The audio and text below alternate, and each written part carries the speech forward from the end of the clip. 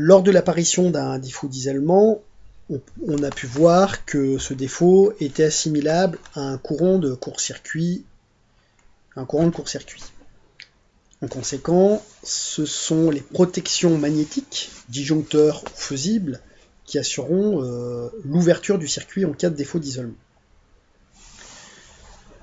L'avantage du schéma TN par rapport au schéma TT, c'est que nous n'aurons plus besoin de dispositifs différentiels, vu que les protections magnétiques joueront le rôle de protection des personnes également. Et puis, par rapport au schéma IT, que nous verrons plus tard, nous n'aurons pas besoin de contrôleurs permanents d'isolement.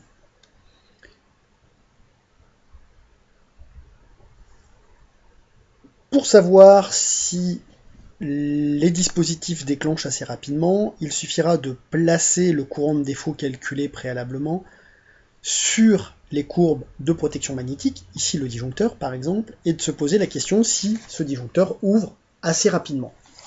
Pour déterminer le temps de déclenchement, il faudra bien évidemment prendre le point A sur cette courbe qui correspond au déclenchement certain du disjoncteur.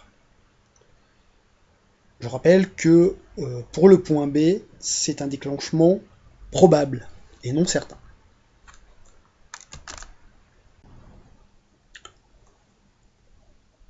Concernant les temps de déclenchement sur un défaut d'isolement, on retrouve le même tableau qu'en TT. Évidemment, plus la tension de contact sera élevée, plus le temps de coupure devra être court. On retrouve le tableau avec les valeurs qui correspondent aux différentes tensions de contact ici, en fonction ici de deux paramètres, deux UL différents, 25, 50. Donc ici, par exemple, pour une tension de contact entre 220 et 230 volts, pour un local sec, c'est-à-dire un UL de 50, il faudra impérativement couper en un temps inférieur à 0,4 secondes.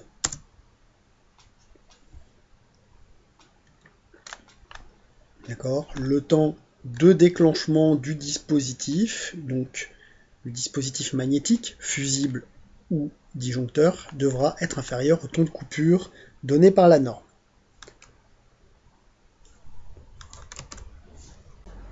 On doit également s'assurer que le courant de défaut, ID, sera supérieur au courant magnétique des disjoncteurs ou au courant de fusion des fusibles, pour être certain que la protection des personnes soit assurée. Comme ce courant ID dépend de la résistance des câbles, il faudra s'assurer que la longueur de ceux-ci ne dépasse pas une longueur max. Donc je vous dispense de la démonstration. On va arriver à la formule pratique, qui est celle-ci.